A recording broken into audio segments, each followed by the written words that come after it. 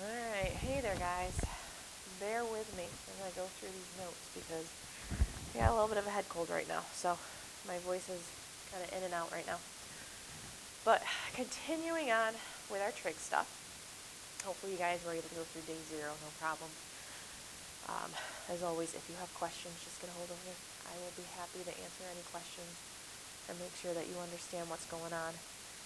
But what we're going to start talking about now are angles of rotation. So if you recall from geometry, an angle is formed by the union of two rays. So like that, two rays, ray number 1, ray number 2, put them together and they make an angle. So what happens is when we get now to this level and we're talking about our angles and whatnot, they are in terms of the coordinate plane. So they're not just angles kind of floating out there in space, they're in the coordinate plane. So we have different parts of the angles that we need to be able to identify. The initial side, that's where the angles start. That's always the positive side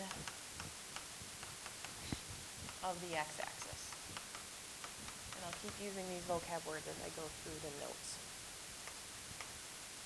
The terminal side is where the angle terminates.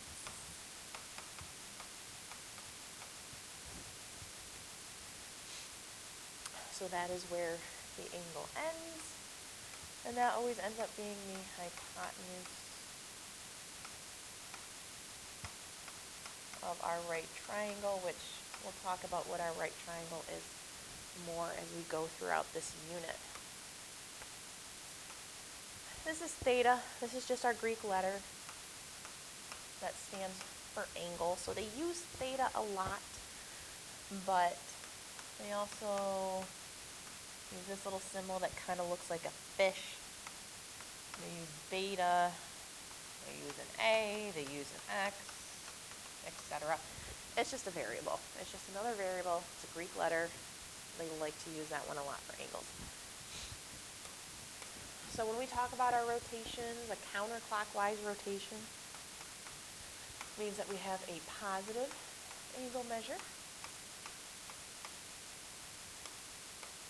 and a counterclockwise means we have a negative angle measure.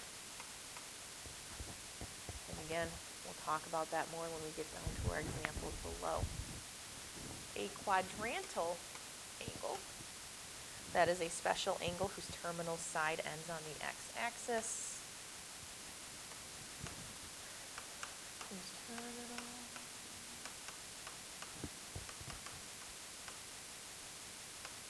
side is on an axis.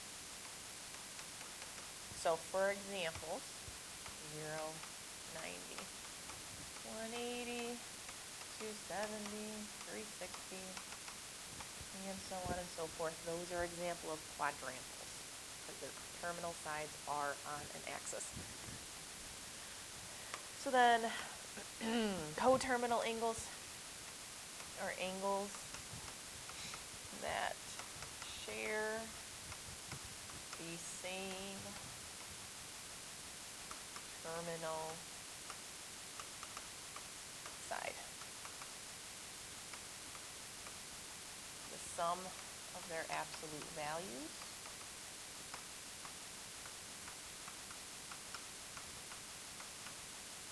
is 360 degrees.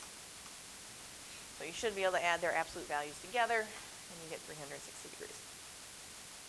Okay. So let's take a look at our first examples. We're going to start putting our vocab into. Okay, anyway, sorry about that. So we are following angles, and then we are going to name a coterminal angle. So again, we're going to go over some of our vocab from up above. So this right here, which we do need to draw, is the initial side of your angle. Every angle starts there. That is always our beginning. So this is a positive angle. This is a positive 320. So this is going to be a counterclockwise rotation. Because if you remember quadrant 1, 2, 3, 4, it's got to go in order through those quadrants. So it's got to go through 1, 2, 3, 4. So our counterclockwise rotation is the way it's going to go. So next part, you have to figure out where is 320 going to fall. So our quadrantals, this is 90 degrees, 180 degrees, 270 degrees, 360 degrees. So 320 is going to fall somewhere here in quadrant 4. So now this side is our terminal side. And then we draw this little arrow indicating which direction the angle is going in. So 320 in the positive direction, counterclockwise. So right there. So for our coterminal angles, from here to here, that little angle is coterminal because it could go from this initial side down and meet there at that angle there. So that would be negative 40 degrees because, again, their absolute values add up to 360. So 320 plus 40 would be 360. So there's an example of a coterminal angle. Another coterminal angle that you could do is if I made this go all the way around one time and then come down, that would also be coterminal. So that would be a negative 400. And keeping with that theme, you could have an angle go all the way around in the positive direction and then meet up there. So 680 would also be a coterminal angle. There's actually an infinite amount of coterminal angles that you could possibly have. Those are just some examples. So next, negative 140 degrees. So again, I draw my initial side there on the positive values of the x-axis. Negative means I'm going to go backwards. I'm going to go clockwise through my angles. I have to figure out what quadrant negative 140 would fall in. So this would be negative 90 right here. This would be negative 180. So that means it's going to fall in between those. And again, I got to draw my angle showing which direction it's actually going in. This one's going clockwise. So coterminal angles, we could have a positive one that meets it there, which would be 220, because again, what plus 140 gives you 360? It would be 220. If I wanted to keep going, 580, so that means I did one full rotation and then came back around, so 580. I could go in the negative direction all the way around and stop there, so that would give me negative 500. Again, there's an infinite amount of coterminal angles that you could possibly find. So our next one, 540, because that's greater than 360,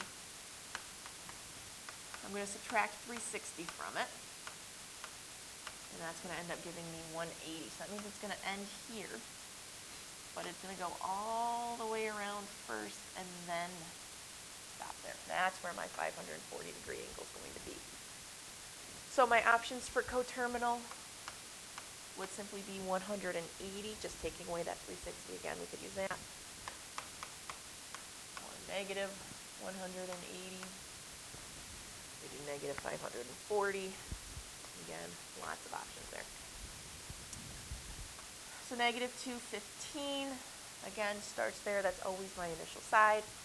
Negative 90, negative 180, negative 270. So negative 215 would be in there in between those two. And then I draw my arrow. So there is my angle measure for there. I keep forgetting to do my labels of theta on my angle rotation there. My bad. So our coterminals, we could have 145, 505, negative 575. Again, lots of options there. So number one down here, find an angle coterminal to negative 315. So I'm going to start by drawing negative 315, which would be up there. So then 360 minus 315 means I would have a coterminal angle of 45. Remember, the absolute values add up to 360. Now they want me to find two coterminal angles to 500. If I subtract 360, I'm dealing with an angle of 140. So there's my initial side. 140 would be over here, but because it's actually 500, it'll go all the way around. So we got 140.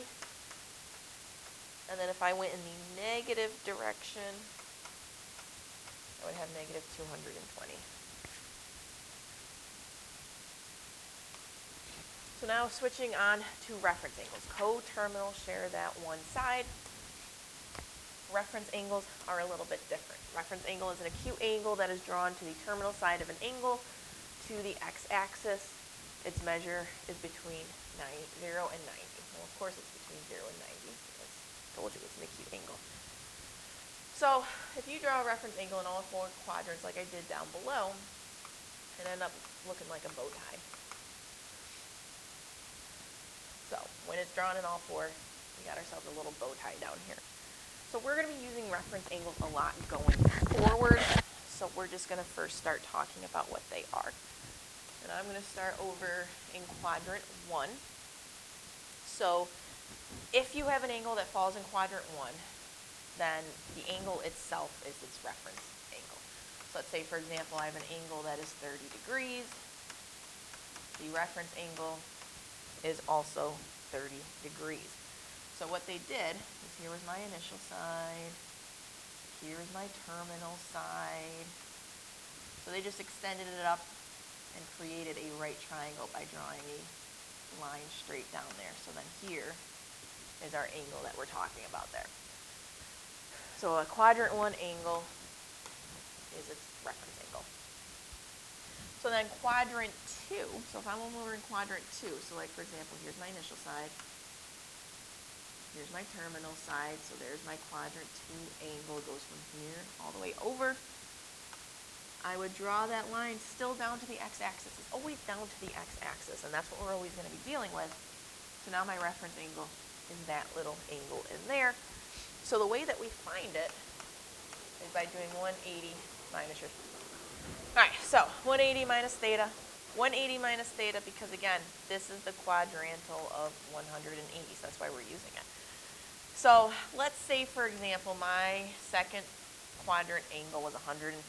So my reference angle, 180 minus 150 would be 30 degrees. So my reference angle is 30. So now moving on into quadrant 3.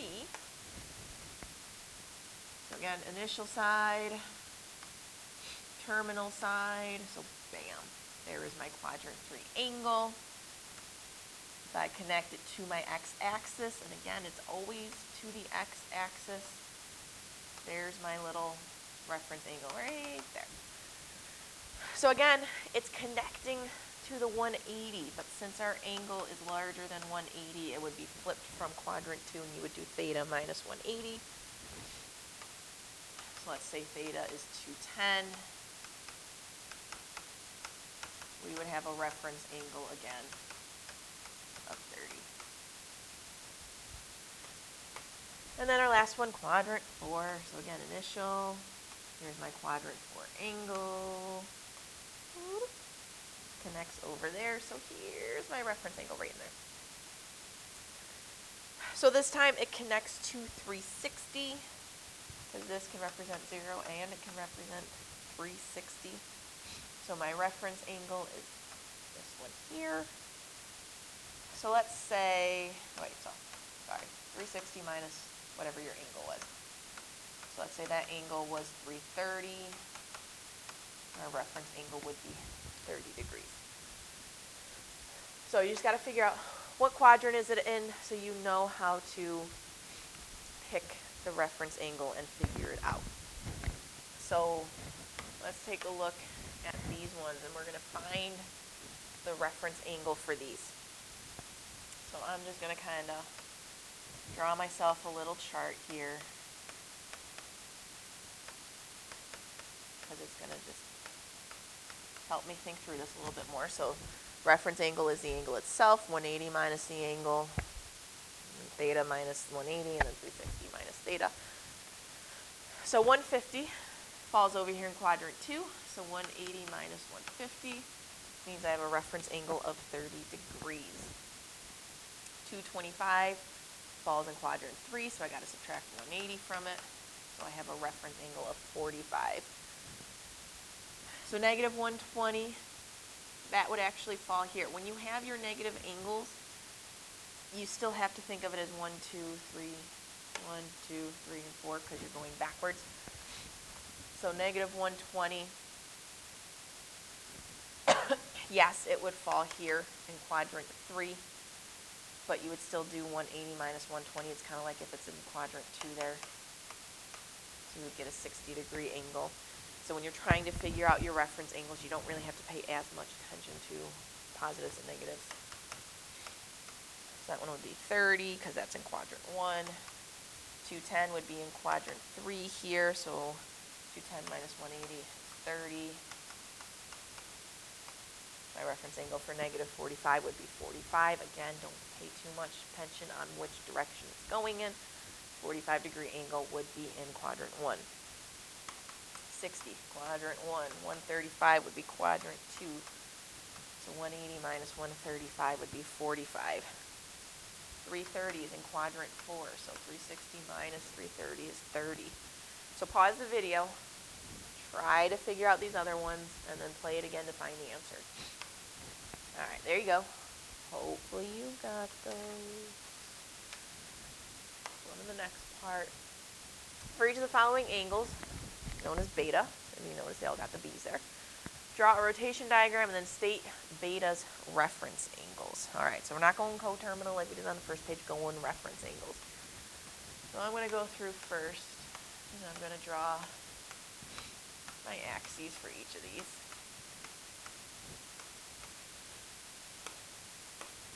All right, first one, 160. So my 160 would fall over here. So there's my angle beta. Because it's quadrant 2, my reference angle would be 180 minus 160. My reference angle there is a 20.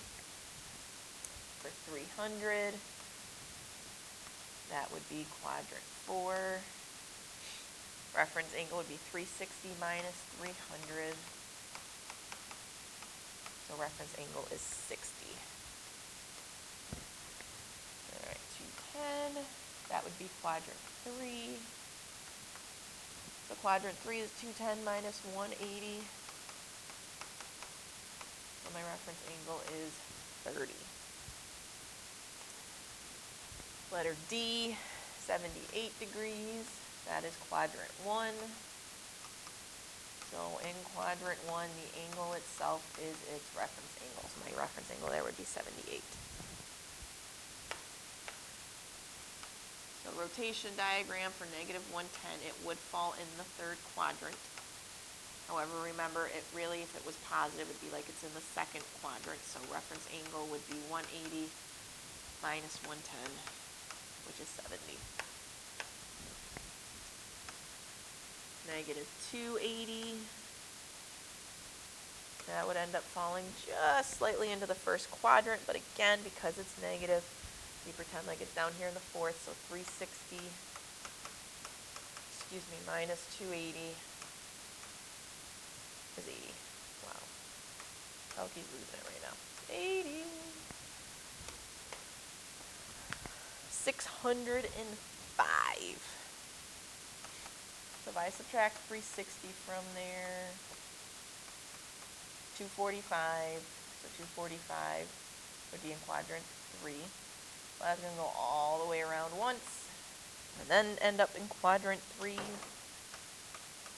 So my reference angle I would use is 245. 245 minus 180 would be 65-degree reference angle. So then negative 410,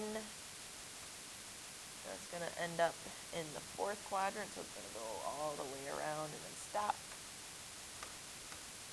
Reference angle would end end up being 50. So if I take 360 away from 410, I get 50, which is an acute angle, so that works. Reference angles always have to be acute angles. Coterminal angles do not always need to be acute angles. Okay, other thing for day one, radian angle measure. So we've been dealing only with degrees for the day 0 in that first part of day 1. But if you remember from last year of this assignment, we do have to deal with radian. So just as distance can be measured in inches, feet, miles, centimeters, etc., rotations about a point can also be measured in different ways. So measuring one complete rotation in terms of 360 degrees is kind of arbitrary. Common unit of angle measurement that is an alternative to degrees is called the radians. You first saw this unit of angle in Common Core geometry. It is natural to define it in terms of the geometry of a circle, given the unit that we are in. So, the radian angle theta created by a rotation about a point A, so here's my point A in my little diagram, using a radius of r passing through an arc length. So here's my radius of r, here's another radius of r, and then here's my s, here's my arc length on the outside. So instead of, like we were doing, just drawing it right down, making it at 90 degrees, we're talking about the arc length of it this time. So here's our formulas, theta equals s over r, or s equals theta times r. That's the way I generally tend to use it. But there's no right or wrong way. It's the same formula, just rearranged in 2 different ways. So consider a full rotation around any point in the counterclockwise, remember counterclockwise means it's positive, direction.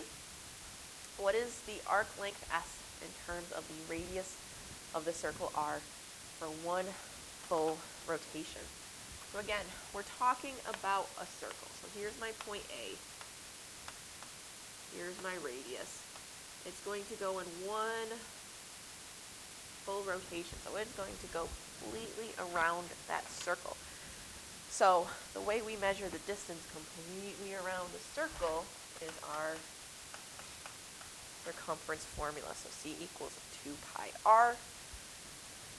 Excuse me. But instead of C, we're going to use the letter S because they told us to use the arc length of S. My arc length this time is going around this entire circle. So this entire thing is my arc length. So S equals 2 pi times the radius. So based on the definition above and on your answer to part A, how many radians are there in one full rotation? So my formula from up above, S equals theta times r. I substitute this in for S. And I would divide by, oops, I forgot my r there, divide by r. So one complete rotation is what we know as 2 pi. So 2 pi radians is equal to 360 degrees. So then, if we wanted to even go a little bit further, 1 pi radian is equivalent to 180 degrees. So, radians essentially measure the total number of radii, hence the name, that have been transversed about the circumference of a circle in a given rotation. So based on the circumference formula of a circle, thus there will always be 2 pi radians in one full rotation. So, use the formula above to answer each of the following questions. Determine the number of radians that the minute hand of a clock passes through if it has a length of 5 inches and its tip travels a total distance of 13 inches. So, here's our clock. Minute hand, if you remember, doesn't quite, I mean, kind of does go all the way there. But minute hand is 5 inches. There's 5 inches. This distance that it travels from here to here is 13 inches. So we are trying to figure out this angle here. How many radians did it actually travel to get from point A point B. So S equals theta R. That is the formula we use for this. So again, S is your arc length, so that was 13. R is your radius, so in this case a 5. So we divide by 5, and we get 13 over 5, which would be 2.6 radians.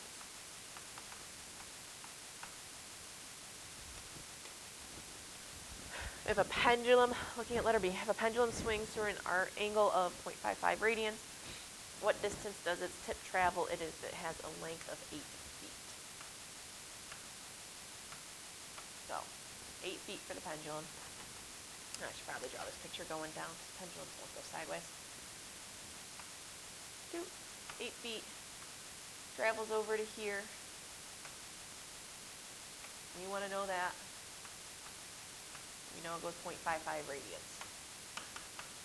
So S equals theta R. Our radians is 0.55. The radius is 8.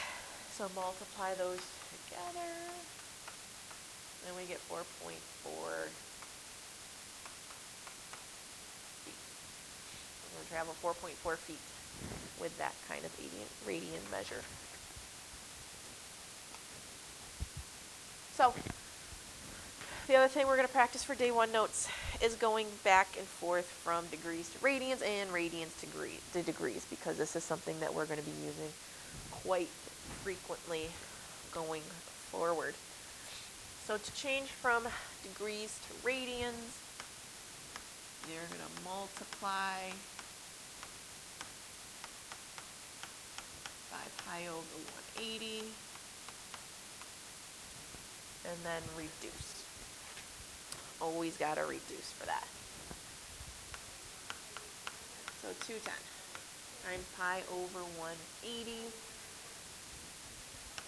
So that gives me 210 pi over 180. So when I say reduce, we're reducing this 210 over 180. You can't reduce the pi. So you can use your calculator if you need to help you reduce. For these ones, I can divide them both by 30. I get 7 pi over 6. So times pi over 180. So again, it would be 300 pi over 180. It reduces to 5 pi over 3. Times pi over 180. Reduce, we get 11 pi over 10. Pause. Try doing the next few on your own, and then see what we get. All right, so there's the rest of those answers. So now going the other way. Going from radians into degrees, we want to multiply by 180 over pi, or replace any pi symbols with 180. So if you remember, radians, 1 pi radians, is 180 degree rotation. So that's why you can simply replace pi with 180. So like for our first example, because I have the pi symbol, I can just simply replace that with 180, multiply, divide by 6, and that's going to be 330 degrees. However, with 2.5 radians, I can't do that. I don't have a pi that I can plug 180 in for. So I got to multiply it by 180 over pi. So as long as your calculator is in radians mode, you can simply type that in using the pi symbol over on the right side of that calculator. So you do 2.5 times 180 over pi, and you should get 143.24 degrees. Next one, got pi, so we'll replace that with 180. 7 times 180 divided by 12 gives me 105. Next one again, so we got negative 180 over 10. That would be negative 18 degrees. So go ahead, try the other ones. Anytime there's pi, so like F, G, and H, you put in 180 for those. The other ones you multiply by pi over 180. All right, so there's what you should have gotten for the rest of those ones. And so the last one, an angle drawn in standard position whose radian measure is 2 radians would terminate in which of the following quadrants? So first thing I will do is multiply that by 180 over pi. So that's approximately 114.6 degrees, which means that would terminate in quadrant 2. All right, so go try doing some of those practice problems.